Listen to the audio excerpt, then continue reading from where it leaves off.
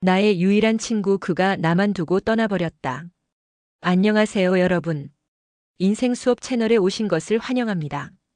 오늘 영상을 시작하기 전에 구독과 좋아요 버튼을 눌러주시면 더 좋은 콘텐츠로 찾아뵙도록 하겠습니다. 알림 설정도 해두시면 새로운 영상을 가장 먼저 만나보실 수 있답니다. 오늘은 특별한 사연 67세 김선희 씨 이야기를 들려드리겠습니다. 봄비가 내리던 어느 날이었어요. 남편과의 마지막 순간을 병실에서 맞이했죠. 그때가 2011년. 벌써 13년이라는 시간이 흘렀네요. 제 유일한 친구였던 남편이 그렇게 가고, 결혼 생활 동안 아이가 없었던 저는 갑자기 닥친 고독감을 감당하기가 어려웠어요. 친구들은 결혼 후 멀어진 뒤라 그야말로 하루 종일 혼자 있는 그런 외톨이가 되어버렸죠. 매일 아침 눈을 뜨면 텅 빈 집안이 저를 반겼어요. 창밖으로 들리는 아이들 등교하는 소리, 이웃집의 웃음소리. 저만 시간이 멈춘 것 같았죠. 하루 종일 텔레비전을 틀어놓고 혼자 밥을 먹었어요. 사람 목소리라도 들어야 덜 외로울 것 같아서요. 가끔 제 목소리를 내보면 낯설게 느껴질 정도였죠. 그러다 문득 어릴 적 꿈이 떠올랐어요. 피아노를 배우고 싶었거든요. 용기를 내서 동네 피아노 학원을 찾았죠. 처음에는 손가락이 잘 움직이지 않아 속상했지만 조금씩 곡이 완성될 때마다 가슴이 설렜어요. 그러던 어느 날 TV에서 중년에 함께 사는 친구 프로그램에 지원했어요. 솔직히 많이 망설였죠. 하지만 이대로는 안 되겠다는 생각이 들었거든요. 놀랍게도 합격했어요. 저와 비슷한 처지의 두 분과 함께 생활하며 몇 개월 살게 되었죠.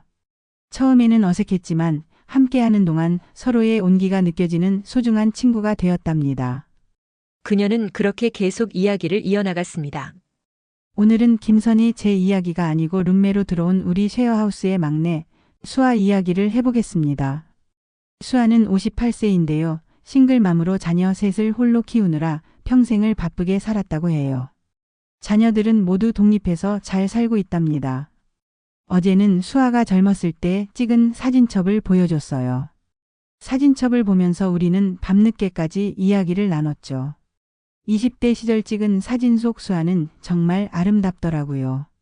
하지만 그 시절 수아는 결혼하고 아이를 키우면서 자신을 가꿀 시간도 여유도 없었대요. 애들 다 키우고 나면 그때. 그렇게 우리네 젊은 날은 그 세월의 사진들처럼 그 자리에만 있었죠. 수아는 눈물을 글썽이며 말했어요.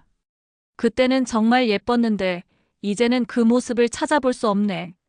그러다 수아는 자신이 하고 싶었던 일들을 하나도 못했다는 걸 깨닫고 언니들 나 이제라도 내가 하고 싶은 일을 시작하고 싶어요. 하더군요. 우리는 수아의 손을 잡아주었어요. 나이는 숫자에 불과하다고 지금부터라도 늦지 않았다고요. 수아는 이제 메이크업 아티스트 과정을 공부하기 시작했어요. 수아, 경희 언니, 우리 셋은 매일 저녁 수아의 연습 모델이 되어주곤 했답니다. 서로의 얼굴에 크림을 바르고 화장을 해주면서 우리는 다시 소녀처럼 웃게 되었어요. 우리 수아 씨의 새로운 도전 함께 응원해 주시겠어요? 이번엔 또 다른 룸메 경희 언니를 소개해 드릴게요. 선희 씨는 다시 이야기를 시작했습니다. 경희 언니는 요양보호사예요. 이곳에 오기 전 노년에 찾아온 깊은 우울감으로 살고 싶지 않다 느껴져 괴로웠다고 해요. 언니는 작년부터 시험 공부를 시작했어요. 71세의 나이에 다시 공부를 시작한다는 게 쉽지 않았을 텐데 매일 새벽 5시에 일어나 공부하는 모습이 정말 대단했어요. 시험 전날에 수아랑 난 경희 언니를 위해 특별한 응원을 준비했답니다. 수아는 언니의 피부 관리 해주고 나는 피아노로 언니가 좋아하는 고향의 봄을 연주하고 도시락도 싸고 그 옛날 학창시절 도시락 까먹던 이야기도 하면서 합격 소식을 듣던 그날 우리는 모두 부둥켜 안고 울었어요. 경희 언니는 이제 나도 누군가에게 도움이 될 수 있는 사람이 되었다. 하고 기뻐하셨죠. 쓸모없는 것 같고 짐짝 같기만 하다던 노년의 우울감도 모두 날려버리는 행복 가득한 날이었어요. 우린 저녁에 특별한 축하 파티를 열었죠. 옆집 대학생 자매도 초대하고 경희 언니는 나 이제 살아있는 것 같아. 사는 것 같다며 또 펑펑 우셨고 그런 언니를 우리는 환하게 웃으며 안아드렸어요. 경희 언니의 용기에 박수를 보내며 새로운 시작을 응원합니다. 쉐어하우스에서 매주 토요일마다 열렸던 특별한 모임을 소개해 드릴게요. 이름하여 추억 나누기 시간. 저번 주 토요일에는 각자의 첫사랑 이야기를 나눴답니다. 저는 고등학교 시절 이야기를 들려줬어요. 교복을 입고 하교할 때 우산을 같이 쓰고 걸어갔던 그 설렘이 아직도 생생하더라고요. 그런데 말이에요. 경희 언니가 들려준 이야기가 정말 재미있었어요. 경희 언니는 우리 넷 중에 제일 나이가 많은 71세인데 20살 때 만났던 첫사랑과 우연히 SNS에서 재회했다고 하더라고요. 처음에는 서로 알아보지도 못했대요. 하지만 대화를 나누다 보니 50년 전의 추억이 하나둘씩 떠올랐다고 해요. 경희 언니는 그분과 이제 카카오톡 친구가 되어서 가끔 안부를 주고받는다네요. 수아랑 나는 경희 언니의 이야기를 들으며 박수도 치고 웃기도 하고 감동도 받았어요. 나이가 들어도 설렘은 여전히 존재하는 거겠죠. 수아는 그날 이후로 자신의 첫사랑을 찾아보고 싶다며 SNS를 가입하겠다고 했어요. 우리가 도와주겠다고 했더니 밤새도록 옛 앨범을 뒤적이더라고요. 그날 나는 내 방에 돌아와 먼저 간 남편이 그리워 밤새 울었답니다. 살다 보면 기억이 희미해진다던데 나는 자꾸만 남편과의 일이 선명해지기만 하니 경희 언니처럼 몇 년 뒤 노년의 우울증에 지쳐가게 될까봐 두려운 밤이었어요. 선희님의 추억 나누기 시간 어떠셨나요? 여러분도 잊고 있던 소중한 추억이 떠오르시나요? 이어지는 이야기는 계속됩니다. 이번에는 사람 말고 공간 이야기를 해볼게요. 우리가 살고 있는 공간. 누구나 꿈꾸었던 따뜻한 집, 쉐어하우스에는 그런 따뜻함을 느끼게 해주는 아주 특별한 공간이 두 곳 있어요. 그 예전 흑백 영화처럼 따뜻하고 훈훈해지는 공간. 그중 하나는 집의 중심이 되는 거실이에요. 각자 자신만의 공간을 가지고 있지만 거실은 공유 공간이죠. 이곳에서 매일 저녁 7시면 아주 재미난 일이 벌어지죠.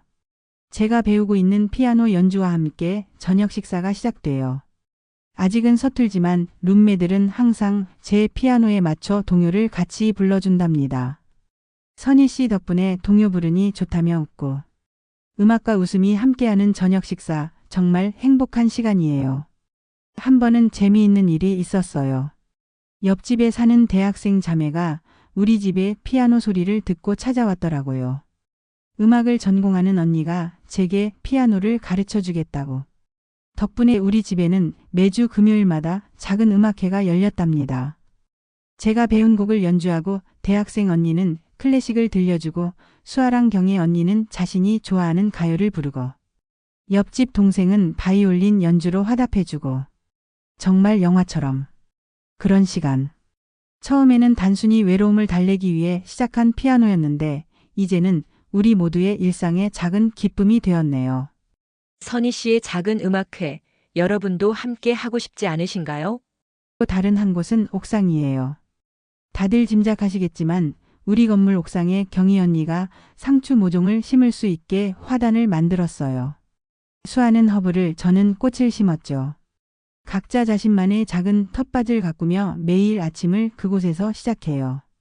이건 이름하여 식물 테라피. 특히 경희 언니가 키우는 방울토마토는 정말 맛있어요. 강렬한 햇빛 덕분이라고 경희 언니는 겸손하게 말씀하시더군요. 언니는 요양보호사 일을 시작하면서 더 바빠졌지만 아침 일찍 토마토에 물을 주는 건 절대 잊지 않으세요. 덕분에 언니가 근무하신 바로 옆 복지관 요양원에도 나눔해드리고 서로 이웃으로 그리 살아가요. 예전에 우리 젊을 때는 빌라 언니들과 함께 이 집 저 집 키운 채소도 나누고 반찬도 나누고 했던 그런 이웃이 있었는데 경희 언니는 이렇게 이웃과 정을 나누는 게 진정한 행복이라고 하시더라고요. 그러게요. 선희 씨 이야기를 듣다 보니 예전 우리 아이들 어릴 때는 이 집 저 집 같이 밥도 먹고 고기도 거먹고 했던 시절이 있었는데요. 새삼스럽네요. 선희 씨 쉐어하우스 다음 이야기도 기대해 주세요. 우리 쉐어하우스 이웃에 관한 이야기예요. 하루는 경희 언니가 일하는 요양원의 어르신들이 우리 집으로 나들이를 오셨답니다. 처음에는 조심스러웠는데 수아가 어르신들께 메이크업을 해드리겠다고 나섰어요. 평소 메이크업을 해본 적 없다며 수줍어하시던 할머님들의 눈빛이 반짝반짝 빛나기 시작했죠. 저는 피아노로 고향의 봄을 연주했어요. 어르신들이 박수를 치시며 함께 노래를 부르셨죠. 경희 언니 고향에서 가져온 된장으로 끓인 된장찌개로 점심을 대접하고 옥상 텃밭에서 상추도 따셨어요. 그렇게 하루가 갔어요. 그런데 말이에요. 그날 저녁 정말 감동적인 일이 있었어요. 한 할머님 따님께서 경희 언니에게 문자를 보내셨더라고요. 집에 돌아가신 할머니께서 오늘처럼 곱게 단장한 건 결혼식 날 이후 처음이라 하셨다고. 수아는 치매가 있으셨던 친정 엄마가 생각났는지 감동과 회한의 눈물로 밤새 울었답니다. 나는 홀로 의미 없이 지내기만 하다 우리 작은 쉐어하우스가 이렇게 많은 분들에게 기쁨이 될 수 있다는 게 놀랍고 감사했던 그런 날이었어요. 쉐어하우스의 특별한 하루 여러분도 함께 하신 것 같나요? 이번엔 수아의 두 번째 이야기인데요. 메이크업을 배운 수아가 특별한 도전을 시작한 이야기를 들려드릴게요. 메이크업 아티스트 과정을 공부하기 시작한 수아는 매일 밤 우리를 모델로 연습을 했죠. 처음에는 손이 많이 떨린다고 하더라고요. 하지만 시간 앞에 연습 앞에 당할 자는 없는 법, 이젠 제법 전문가 같은 솜씨를 보여주고 있어요. 특히 경희 언니가 좋아하는 스타일의 메이크업을 완벽하게 해낼 수 있게 되었죠. 얼마 전에는 수아가 울면서 전화를 받았어요. 수아의 딸이 엄마가 이렇게 열심히 사는 모습을 보니 자랑스럽다고 했대요. 그리고 엄마 두고 시집가서 항상 미안하고 공황장애 앓았던 엄마라 항상 불안했는데 엄마 웃는 거 보니 이젠 안심할 수 있다고. 우리도 덩달아 눈물이 나더라고요. 그리고 정말 믿기 힘든 일이 생겼어요.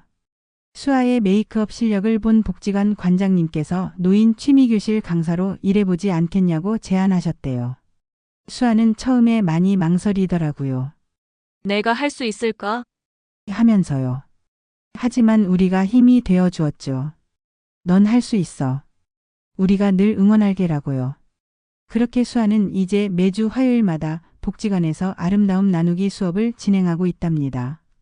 수아 씨의 새로운 도전, 여러분도 함께 응원해 주시겠어요? 셋이 함께한 특별한 제주 여행 이야기. 경희 언니는 첫 월급을 받았고 수아는 복지관 강사가 되고 게다가 수아의 비행기 공포증 극복 겸 해서 아주 많은 이유로 우리는 제주도로 2박 3일 여행을 다녀왔답니다. 수아는 공황장애 완치 이후에도 비행기를 타본 적이 없다 했어요. 우리는 이번에 비행기를 탈 수 있는지 시험해 보기로 하고 티켓팅을 했어요. 수아는 걱정 가득 비행기를 탔고 이륙할 때는 제 손을 꼭 잡고 눈을 감았어요. 구름 위로 올라갔을 때 함께 대화하며 웃고 있던 수아는 괜찮은 자신을 보며 안도의 숨을 쉬며 웃었답니다. 그 후 창 밖을 보던 수아의 표정이 마치 어린아이 같더라고요. 큰 숙제를 해결한 사람처럼. 공황장애 극복한 것에 대한 안도의 한숨. 그런 수아를 보며 나도 모르게 눈물 지었네요. 제주도에서 우리는 푸른 바다를 옆에 끼고 달리는 길 위에서 큰 소리로 웃고 각자 시름을 모두 떨쳐내려는 듯 고래고래 소리치며 고래사냥을 불렀어요. 마치 젊은 날의 동해바다 여행처럼. 저녁에는 해변에서 조개구이를 먹고 밤하늘의 별을 보며 각자의 소원도 빌었죠. 경희 언니는 우리 모두 오래오래 건강하게 살자고. 빌었다고 해요. 아픔을 치유한 제주도 여행 이야기 참 다행입니다. 새 여자의 다음 이야기 계속됩니다. 퇴소 하루 전 우리는 수아의 제안으로 예쁜 한복으로 내 생애 최고의 빛나는 날을 즐기기로 했어요. 경희 언니는 연보라, 수아는 분홍저는 연두. 서로의 머리도 예쁘게 해주고 수아가 정성스레 화장도 해줬어요. 옥상 정원에서 사진을 찍었어요.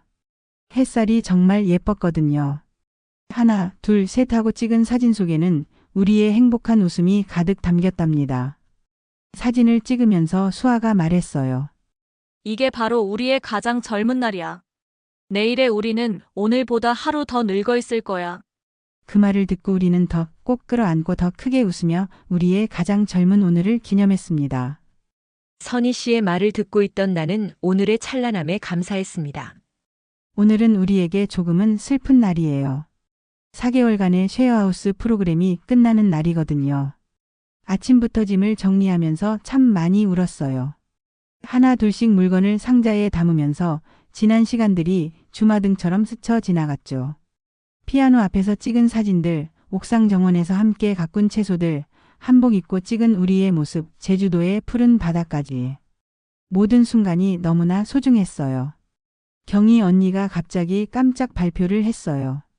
요양원 근처에 있는 아파트를 알아보고 있다면서 우리가 원한다면 언제든 그곳에서 함께 살 수 있다고. 혼자 있는 게 싫고 지칠 때 언제든 쉐어하우스처럼 오라고.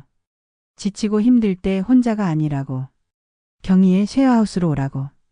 수아랑 나는 고개를 끄덕였습니다. 우리 셋은 그 누구보다 혼자라는 고독감의 아픔을 알기에 방송 프로그램은 끝났지만 우리의 인연은 여기서 끝이 아님을 알고 있어요. 이제는 카메라 없이 우리만의 이야기를 써내려갈 수 있을 거예요.